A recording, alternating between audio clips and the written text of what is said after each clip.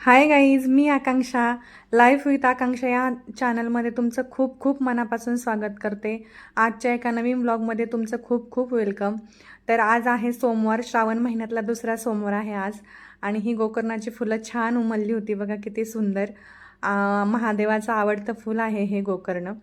तर माझी आजची देवपूजा मी आज तुमच्याशी शेअर नाही म्हणता येणार, पण मी कशी देवपूजा करते ते आज थोडक्यात दाखवते. माझ्याकडे ही थोडीशी मोठी परात आहे एक, त्याच्यामध्ये मी सगळे देव घेते आणि सिंकमध्ये ठेवते ती परात आणि सगळे स्वच्छ देव धुवून घेते.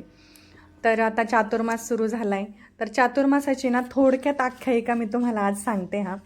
तर हिंदू पंचांगानुसार आषाढ शुद्ध एकादशी म्हणजेच देवशयनी एकादशी पासून चातुर्मास सुरू होतो आणि कार्तिक शुद्ध एकादशी म्हणजेच प्रबोधिनी एकादशीला तो संपतो. तर धार्मिक मान्यतेनुसार असं म्हणतात की देवशयनी आषाढी एकादशीच्या दिवशी भगवान विष्णू 4 महिन्यांसाठी योगनिद्रेत जातात आणि मग ते योगनिद्रेत गेल्यानंतर सृष्टीचा कार्यभार हे कोण सांभाळतं? तर सृष्टीचा कार्यभार चातुर्मासामध्ये 4 महिन्यांमध्ये श्रावण महिन्यात भगवान शंकर, नंतर भाद्रपद महिन्यामध्ये गणपती बाप्पा आणि पितृपक्षामध्ये दत्त भगवान आणि नवरात्रीमध्ये दुर्गा माता. नंतर लगेच दिवाळी येते आणि मग दिवाळीमध्ये कुबेर देवता आणि माता लक्ष्मी हे सृष्टीचा कारभार सांभाळतात. नंतर कार्तिक एकादशीच्या दिवशी भगवान विष्णू निद्रा अवस्थेतून बाहेर येतात. तर असं असतं. ही चातुर्मासाबद्दल थोडीशी माहिती मी तुम्हाला सांगितली. नंतर श्रावण महिन्यात शंकराची भक्ती आणि उपवास का करावा असंच आज मंदिरात गेलो होतो आणि मग असाच विषय निघाला. तर मग मी थोडंसं सर्च केलं, नाही का करतात बाबा. तर ते पण तुमच्याशी शेअर करते. का करावी आणि कशासाठी करावी? तर म्हणतात की समुद्रमंथनाच्या वेळेस समुद्रमंथनातून हलाहल विष बाहेर आलं, तेव्हा संपूर्ण सृष्टी संकटात आली होती आणि आपल्या भगवान शंकरांनी ते विष प्राशन केलं होतं आणि जगाचं रक्षण केलं. त्यामुळे त्यांचा कंठ निळा झाला आणि तेव्हापासून महादेवांना होत असलेला त्रास कमी करण्यासाठी आणि थंडावा मिळावा म्हणून सारे भक्त दुधाचा अभिषेक करतात आणि बेलसुद्धा अर्पण करतात. अशी ही थोडीशी माहिती कशी वाटली नक्की सांगा. नंतर देवपूजा झाल्यानंतर एक जपमाळ करते मी. थोडंसं मेडिटेशन पण असतं, हे सायंटिफिक रिझन असावं त्यामागचं. नंतर आता इथे मंदिरात आलो होतो. देवढेश्वर म्हणून हे मंदिर आहे आमच्या इथेच. तर ही जी पिंड आहे ही स्वयंभू पिंड आहे आणि असे पहिले लोक सांगतात की जेव्हा हे बांधकाम करत होते मंदिराचं, तेव्हा इथे एक नाग अर्ध बांधकाम झालं आणि नंतरून ते बांधकाम अर्धच होतं, कारण की तिथे बांधकाम सुरू केल्यानंतर एक नाग येऊन बसला होता. अर्ध बांधकाम ते खूप दिवस होतं, नंतर काहीतरी केलं म्हणतात आणि मग ते बांधकाम पूर्ण केले.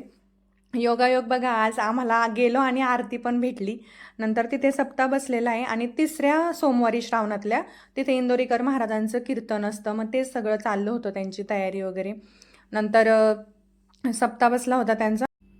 नंतर मग तिथे आता कीर्तन सुरू होणार होतं. विनेकरी वगैरे उभा होते, पण थोडासा गोंधळ झाला होता, काहीतरी चाललं होतं त्यांचं. नंतर मग आम्ही रामलिंगच्या मंदिरात आलो. रामलिंगमध्ये थोडं दर्शन घेतलं. गर्दी खूप होती. देवळेश्वर मंदिरात एवढी गर्दी नव्हती, पण रामलिंगच्या मंदिरामध्ये खूप गर्दी होती. नंतर ऊन पण खूप लागत होतं, कारण की आज आम्हाला जरा उशीर झाला होता जायला. तर थोडीशी रुद्राक्षाबद्दल माहिती आज मी सांगणार आहे. तर त्याच्यामध्ये बऱ्याच रुद्राक्ष घालतात बरेच जण. तर त्याच्यामागे सायंटिफिक पण रिझन आहे आणि आध्यात्मिक पण रिझन आहे. तर रुद्राक्षामुळे काय होतं, शरीरातील चक्रांना आणि ऊर्जेला स्थिरता मिळते, त्यामुळे एकाग्रता वाढते.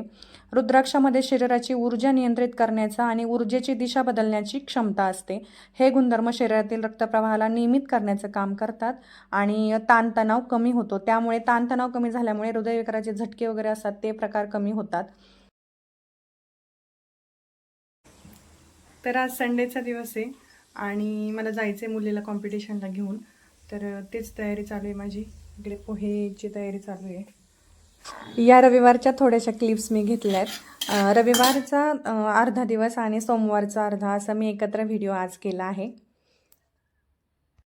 खूप गडबड झाली होती, कारण की 9:30ला तिथे पोहोचायचं होतं जिथे नाट्यछटा होत्या तिथं. आणि एकतर उठायलाच खूप लेट झालं होतं, कारण की संडे म्हटलं की आपल्याला एवढंच माहिती असतं की उशिरापर्यंत झोपायचं बाबा, पण असं नाही जमलं. नंतरून अन्वीला मी सोडून आले नाश्ता वगैरे करून आणि मग दुपारी परत मी आद्यश्री गेले होतो प्राईज डिस्ट्रीब्युशनसाठी. तर कसा वाटला व्हिडिओ मैत्रिणींनो नक्की सांगा. लाईक करा, शेअर करा आणि सबस्क्राईब केलं नसेल तर नक्की करा. प्लीज प्लीज सबस्क्राईब करा. आणि अन्वीची निवड पण झाली होती जिल्हास्तरासाठी. Thank you so much for watching.